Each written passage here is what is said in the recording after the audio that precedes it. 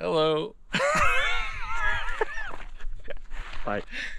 Welcome back to Wasatch Moto Overland. Today we're going to be doing a walk around video on our 2003 Toyota Sequoia first gen.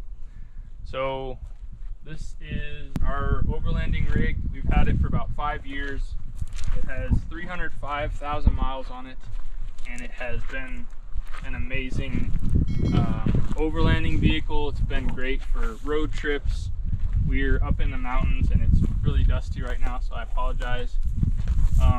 So we're just going to show you some of the things that we really appreciate about the Toyota Sequoia, things that make it a great overlanding vehicle as well as a great just all-around family SUV. So we're going to talk about the reliability and the comfort of this vehicle. So in terms of comfort, this has individual front suspension, so that means that it tracks really good down the freeway. It's really good off-roading as well. The way that they engineered the four-wheel drive is fantastic. Being as it doesn't have a solid front axle, it's not as much articulation when it comes to like rock crawling, but most people who have a big SUV are not looking to do crazy stuff. But this is a very capable vehicle, and we'll show you some of the inside controls, how easy it is to use the four-wheel drive.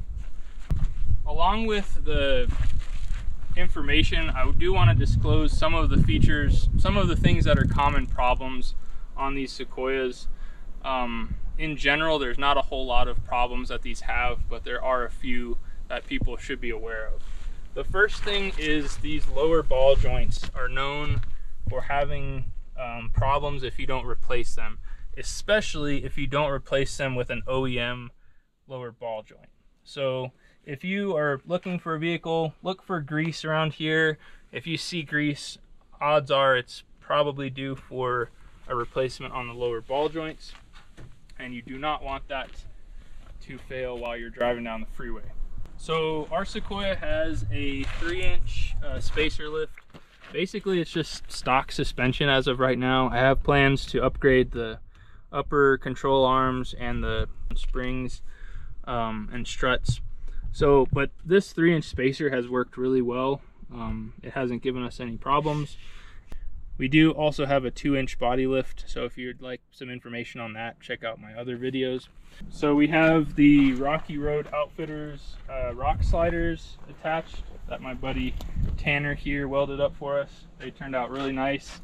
But overall, the 3-inch lift is, well, really this is a 6-inch lift. So it's 3-inch suspension and 3 body.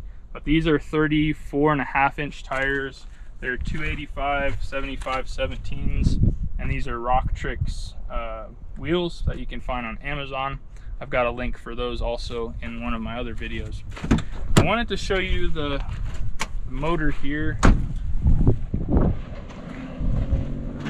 This 4.7 is something that kind of differentiates this from a lot of the other SUVs out there. This 4.7 is a notorious motor for reaching 500,000 miles. We've got some friends that have a Sequoia with over 500,000 miles now, and they swear they will never sell it. So you're probably thinking, this is a 4.7 liter V8, it's just gonna guzzle gas.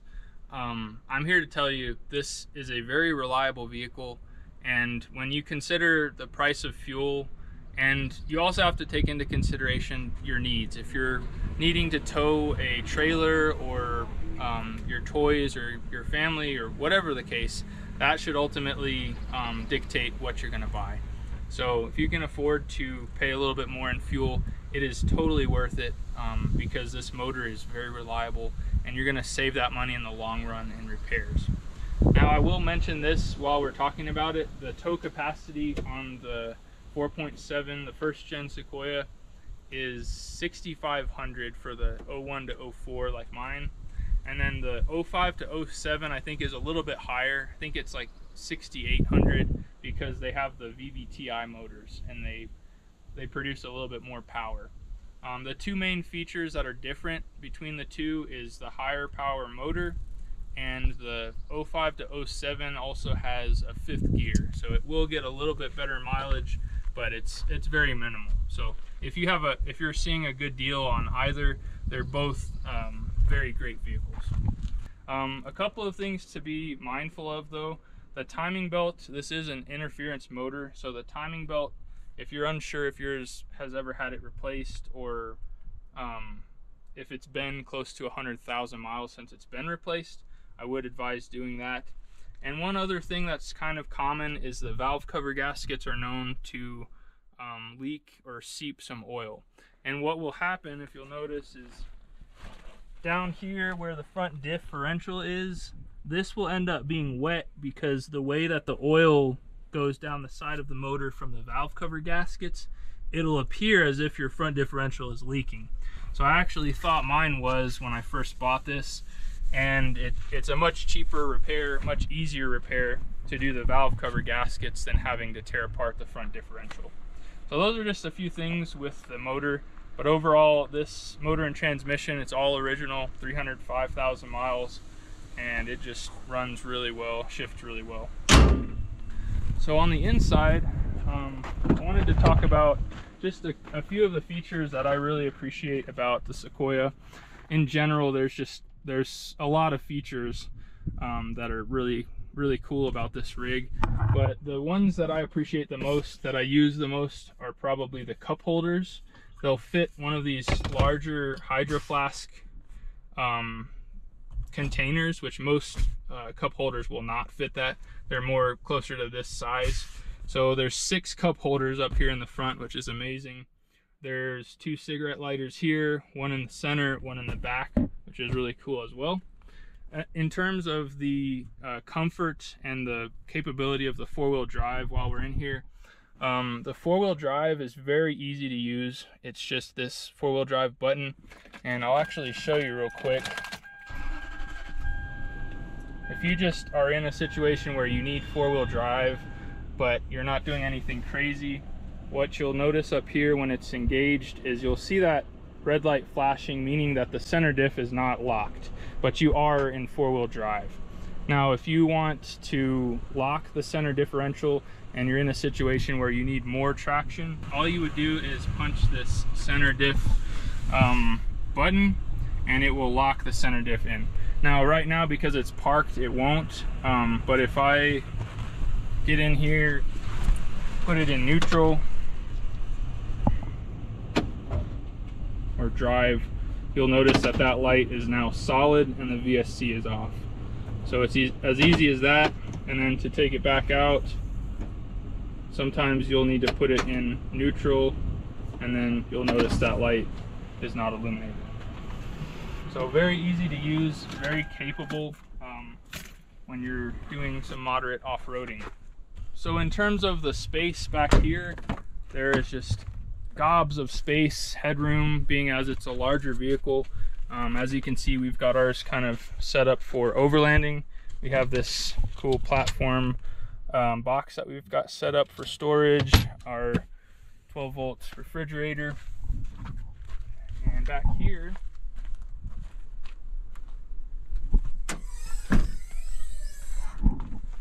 we've got these pull-out drawers, so tons of storage for overlanding and such. If you'd like some information on how we built this, one of our first videos shows that. Also, we've got this set up to where it's got power all the time. If you'd like some more information on this, I also have a video on that, to where if you're camping and you need to use this but the key is out, you can still have that capability. Now, one thing that is another very common problem on these is this rear latch is very heavy, and this is known for breaking because you have to pull this and then pull all the weight of the latch, of the hatch, up. So we've got one of these nifty little handles that just attaches to the actual bracket here, and this basically replaces this factory one. And what you can do, in addition to having the latch relocated and very simply installed, you can also have access to controls to open this hatch from the inside. So if you're car camping like we will be, you can have access to this. So I'm in the process of reattaching this and putting a little lever right here. But that's a really nice upgrade if you're having problems or just want to be proactive, check out sequoiaparts.com. You can find these latches on there. So on this side of the rig, I just wanted to show our custom rack that we built out of extruded aluminum. This rack was extremely easy to build. It probably was a total of $200, very easy to assemble. So if you want more information on this, feel free to check out my other video on the install build. But tons of room up here for boxes, rooftop tent, solar, outdoor shower. I will mention the Frasers, they have some experience with rooftop tents. They've had a few different ones. We're more inside car camping, obviously, but if you want some more information on the rooftop tents, check out their channel. And then on the side here, we just have our custom side storage that we built. Very simple. It was just some 16th inch steel and then a Harbor Freight suction mount that we got. So again, if you want more information on this too, feel free to check that video out as well. Lastly but not least, we have our move bumper that was a custom, like a build it yourself kind of deal. So we welded this together. And then we have our Apex Badland 12,000 pound winch. Excited to test that out. I haven't tested it out yet. But yeah, if you're searching for one of these rigs, like just a good all-around SUV 4x4, do yourself a favor and just look into the first gen Sequoia. Add it to your list, check it out. I know that when I first went to buy this, for some reason I was like, I didn't like the shape of the dash, and I'm glad that I didn't let that determine whether I bought this vehicle. I got over it and now I like it, and it's just been a great vehicle. So I hope you found this video helpful and informative. If so, remember to subscribe to our channel. Our next video is going to be putting this awesome rig to use. Get outside. I was waving to him.